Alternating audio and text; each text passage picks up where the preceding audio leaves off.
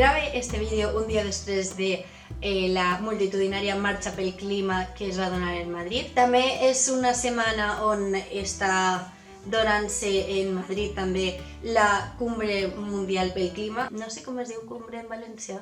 I al final tot el tema ecologista de l'emergència climàtica i tot això, la reducció d'emissions, de consum, com està tan mediàtic i està en boca de tot el món, a mi també m'ha calat, sobretot enguany.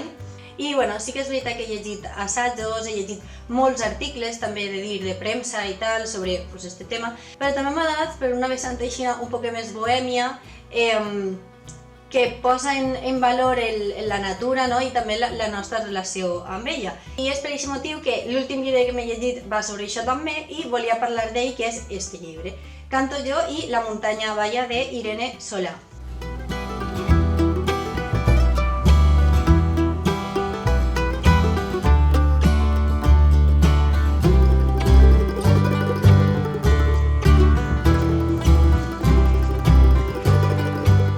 Diguem que el primer contacte que sols tindre en un llibre és la sinopsi. Clar, jo llegís això i em vaig quedar molt confusa, o sigui, no entenia molt bé de què anava el llibre en si, val? Aleshores, li vaig llevar la faixa, ningú sabia explicar-me de què anava el llibre, en sèrio. La segona cosa que vaig mirar abans d'adentrar-me en el llibre va ser la biografia de l'autora. Vaig estar mirant l'autora, que és esta xica d'ací, es diu Irene Solà, i bueno, o sigui, és com una xica superinteressant que ha fet de tot en esta vida, tot i que és molt jove, és del 90. Té diversos premis, és a dir, té un poemari que es diu Bèstia, que és Premi de Poesia Amadeu Oller, després té la seva primera novel·la, que era Els Dics, que també va guanyar el Premi Documenta 2017, i este que ho posava en la faixa també és Premi Llibres Anagrama de Novel·la. Aleshores, clar, a mi la veritat és que veure la biografia em va impressionar molt.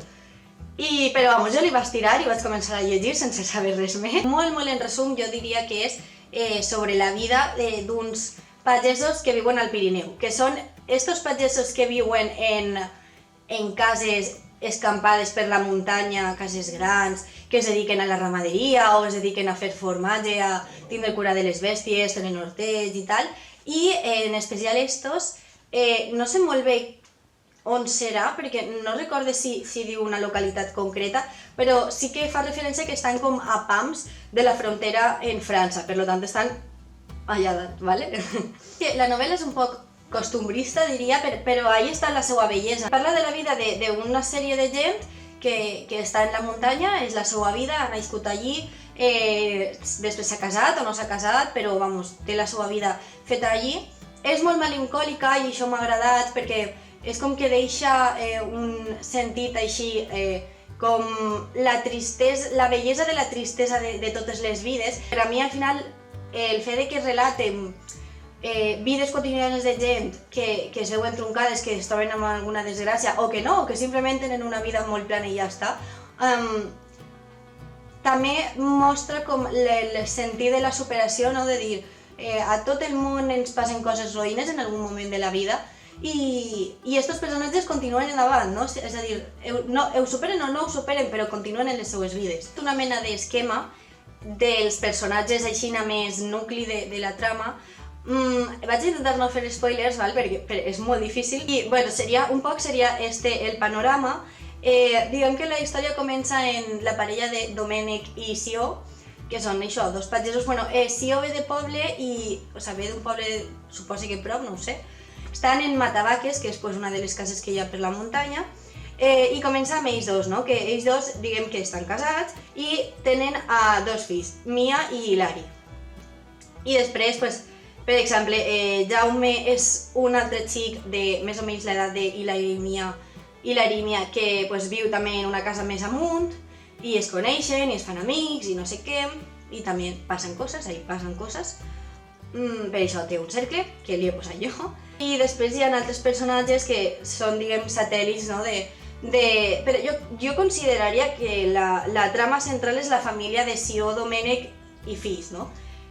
Però, després sí que és veritat que n'hi ha molts més personatges. En aquesta extensió tan curta, com van passant coses, és molt dinàmic el llibre, he de dir, i com van passant coses tan ràpid, et dona també la sensació que comentava abans de superació, en el sentit que va jugant molt amb el temps, no? Amb el pas del temps, de la vida d'esta persona és així, després es mor i deixa un fill, deixa dos filles, la gent li plora, no li plora, després la gent ho supera i continua vivint, i és un poc el pas de la vida que sí que està en la vida de cadascú, però després la vida continua, i sobretot relacionat amb el tema de la natura, que també fa molta contraposició de la vida que tenen els éssers humans i després la vida del bosc en el que viuen, per exemple, o coses així, saps? El tema és la diferent concepció del temps m'ha agradat molt perquè fa molt dinàmica la novel·la, però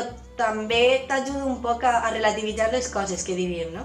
Un dels atractius, per no dir el que més m'ha agradat a mi del llibre, jo diria que és l'estil que té Irene Solà per narrar aquesta història. És un estil molt poètic, amb un llenguatge molt ric, molt sensible, molt sonor, està molt ben escrit, o sigui, és un llibre d'estos que els llegeixes i dius, jolín, m'encantaria escriure així, saps? Pues és un poc així. I sobretot m'agrada el contrast d'emprar aquest tipus de llenguatge per a un món que jo no coneixia, que és com el món més rural, que tendim a pensar que és un món molt vast, molt rude, no? Però ella ho narra en una manera tan bella, tan bonica. I sobretot una altra cosa que destacaria, que de veritat que només per això paga ja la pena llegir aquest llibre, és com juga amb els punts de vista. És a dir, tots els capítols estan escrits en primera persona, però no hi ha un únic personatge, no? És una novel·la coral a través de la primera persona. Com?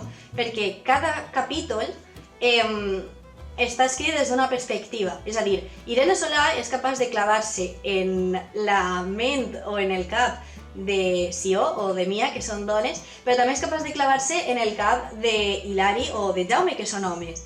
I no només això, sinó que també és capaç de clavar-se en la ment d'un animal, el com sentís, com veu l'animal, i també fins i tot és capaç de clavar-se, o sigui, d'escriure des de la natura. És a dir, per exemple, el primer capítol, que suposo que això no serà spoiler perquè és el primer, em va parèixer brutal, o sigui, em va enganxar moltíssim a la novel·la perquè Domènec, que és un pagès que viu a Matavaques, està per la muntanya en unes bèsties i tal, i li cau un llamp i mor. Però la peculiaritat, i és el que a mi em va enganxar molt, és que la primera persona d'aquest capítol és la natura, és qui llança el llamp. Un llenguatge poètic, bonic, sensible, uns personatges que no seran gens pareguts a nosaltres, però ens apropen també a un món molt desconegut i que, malauradament, té el perill també de perdre's amb el despoblament que estem patint. Així que res, vos el recomano moltíssim.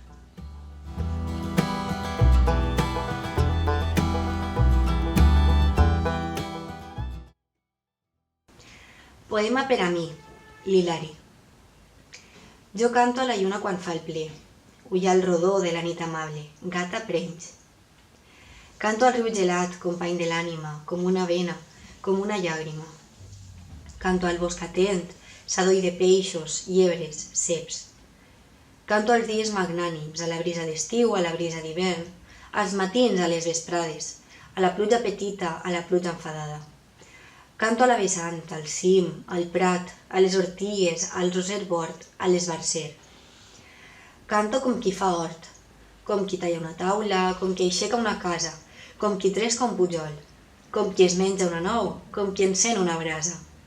Com veu creant els animals i les plantes, canto jo i la muntanya balla.